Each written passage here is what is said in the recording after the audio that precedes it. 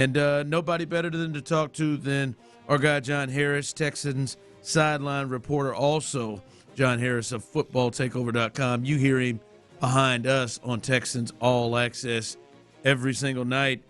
John, a lot happening the last 2 days. I know there's some injury stuff as well, but it sounds like Derek Stingley Jr. Really showed out, not just today but yesterday, but in particular picking off C.J. Stroud. And what I heard, I wish I could have seen they said he went and got a pick where it was a jump ball between him and Nico, and he went up and got it over Nico. So I hear he's been very, very impressive, as usual. Yeah, Sting, the first interception he had was that one. He was matched up with Nico, and he had himself in great position.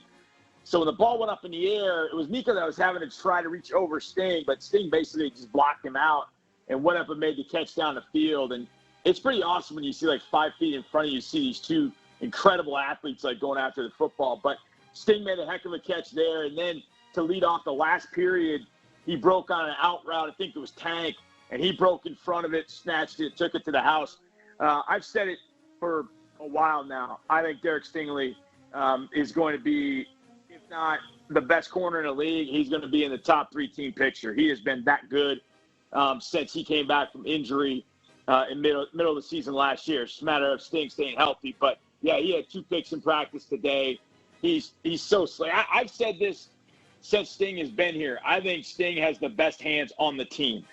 And it shows when he is fighting for the football, he very rarely loses out. So whenever the ball's in his vicinity, I feel like he's got a pretty good chance to go get it.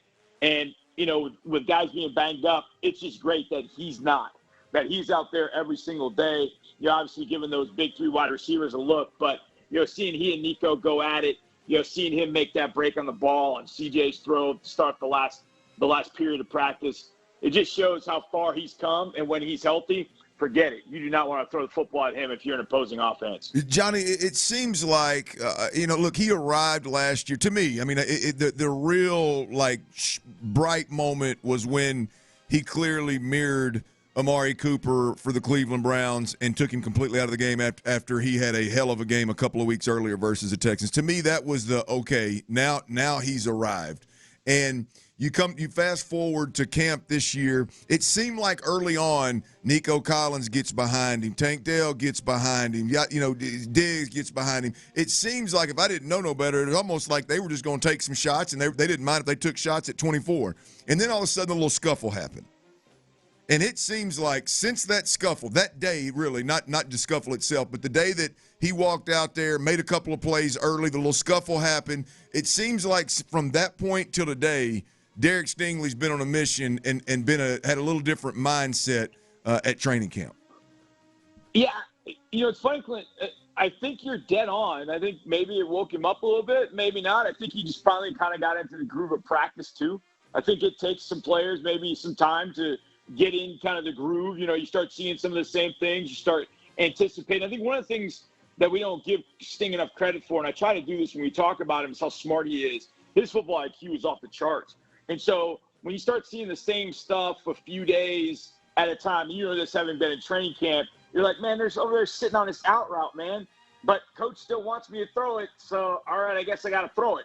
But I think, and that happens. And so I think Sting is pretty smart. He's seen a lot of these things that this offense has been trying to do to him. But I really feel like he's woken up. But I think here's the other thing, too. I also, and I'll make sure I say this properly, there are times when I don't mind if, you know, like I look up and, okay, Tank's got half a step on it, because Sting is playing the ball. And that's one of the things, because his ball skills are so good, sometimes it may look like he's out of phase, but because he's playing the ball and looking for the ball, he really doesn't, it doesn't matter to him that he's really like a half step beaten, seemingly, because he can go make a play or he can close on a football probably better than anybody I've seen with the Texans not named Jonathan Joseph. So I think he just has some natural cover instincts. I think he's found a really nice groove. You know, if that is definitely the case, like you said, Clint, and I think that probably is, it may have woken him up. We'd all send Belton Schultz, you know, like a flower bouquet, and thank you for waking up 24. But that dude, I think, is special. I think he is just top-notch, and as long as he stays healthy, the fact that D'Amico has that card to play, he's got that ace in the hole to play. Okay, well, we're playing the Cowboys and CeeDee Lamb. That's a great matchup. You know what? Wherever CeeDee goes, 24, you're going to go. That's such a great asset to have. And the fact that they sprung it on the Browns the way they did, oh, no, we don't do that. That's not what we do in this defense. And then, lo and behold, there it is. He's tracking them all game long. There are going to be games that he's going to be able to do that this year, and it's really going to help this defense out for sure. And with a better pass rush, it may give Sting more opportunities for plays like he made today. John Harris with us, Texans Sideline reporter. You catch his work also on footballtakeover.com. Listen, I think the confidence in Derek Stingley is very, very high, I think, internally with the Texans and amongst Texans fans. I think there's some questions when you start to look at the other portions of the secondary. You've watched them all camp. What's your feeling on the other spots outside of Derek Stingley in that secondary? I have no questions about Kamari Lassiter. None, huh? None. Now, look, he's a rookie. He's going to get beat. It happens. Rookies get beat. But I said it the day he was drafted. I didn't give two damns about his 4.6 and a 40 because I watched Luther Burden. I watched all the fast receivers in the SEC try to beat him, and it couldn't. In the Missouri game, Luther Burden's one of the best receivers in college football. Y'all know that. Y'all follow college football. Luther Burden caught a touchdown on the other DB of Georgia, going deep, beat him deep. Throughout the rest of the game, no matter where Luther Burden went, Kamari Lassiter went. Kamari Lassiter played 30 reps in the slot at Georgia last year, 30. He played 29 of those reps against Missouri because he was matching up against Luther Burden. It was the only time he lined up in the slot all year long and shut down Burden the rest of the game. I watched 14 shut down every Texans receiver. I don't care. Tank, yep. Diggs, he stayed in Diggs' pocket with double moves throughout OTA's minicamp in the first part of training camp. Now, he hasn't been up here, so I don't know if he got dinged up, he's sick, I don't know. But as long as Kamari Lassiter is healthy, I have very few questions about the other side of the field. Very few. Now, what they get out of the safeties, how they mix the safeties up, where Petrie ends up playing, okay, we can talk about that being, a question mark and how that's going to all come together. But the more I watch Kamari Lassiter, the more convinced I am that they absolutely got to steal at 42 in this draft. Hey, talk to us a little bit about Jalen Petrie. I know there was a little bit of a scuffle yesterday again between him and Diggs and a questionable PI call on a pass breakup kind of deal. Just your thoughts on Jalen Petrie and how he's going to fare specifically to the covering aspect of that nickel defender and what they're asking him to do so far in camp. Well, I think, and this is where I don't want to say we give Jalen a break, but there are very few nickels in the league that can just lock dudes up that line up inside one-on-one. I mean, because if they were that good, they'd play on the perimeter. So I think Jalen's cover ability from inside is actually better than people think, but it's not going to be like Stingley cover inside. It's not going to be like one of those guys. Even like you think of the best nickels in the league, you think of Mike Hilton from the Bengals. And one of the reasons he's so great is because he blitzes, he plays off the edge, he makes a bunch of tackles in the run game. It's not because he can go inside and cover Tyreek Hill one-on-one. I mean, nobody can really do that.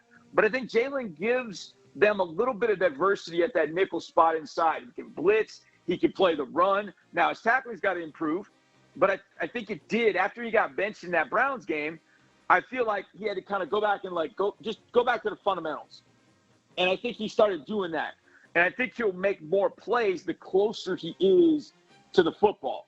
Now, the question becomes, if Petrie's going to play at the nickel, then what do you do at safety? Now, right now, you've got Eric Murray with Jimmy Ward. And I think Eric Murray has played really, really well. But 41 is coming. The young boy from USC, as they call him, Caleb Bullock, he made a pick today in practice that I'm telling you, it happened right in front of me, and I still was not 100% sure I saw what I saw. He broke on an over route. Mechie was running the over route, booting out. Davis saw Mechie, going to zip it to him. Bullock literally jumped in front, stole the ball away from Mechie, spun and went the other way for a pick six. Now, I watched that play, and I'm like, I've seen every Texans game up close since 2014 down the sidelines. I've been here since 2007 covering the team. I have never seen safeties make plays like that. in a Texans jersey. No one. I mean, Tyrann Mathieu, Justin Reed, no one. Nobody makes those athletic plays, and Kalen Bullock has been making them every other day. So we better keep our eyes on 41 because when that young buck is in the game, he's going to make something happen. Now, I do worry about his tackling. And if Petry's not tackling well and Bullock's not tackling well, okay, you got issues, so you got to do some things. But I do think Jalen's going to tackle better. And I think if Bullock does go in the game, he is definitely going to be a guy that is going to make some plays for his defense because of his range and the amount of coverability and the amount of ground he can cover. So keep an eye on 41 on Friday night against Pittsburgh. He is fun to watch. All right, John, we appreciate you, man, and we'll keep following you and listening to you guys after we get off the air as you guys are there first with your eyes on and be able to watch them in practice as they're getting ready for Pittsburgh, ready for that call as well coming up on Friday. We appreciate you joining us. Appreciate you, boys. Thanks for having me. All right, there it is, man. Feels good. Hey, makes you feel good about that secondary, doesn't it? Energy's always good, baby. Energy's always good. I mean, look, there's nobody that studies it closer and harder than Johnny. So that's good stuff.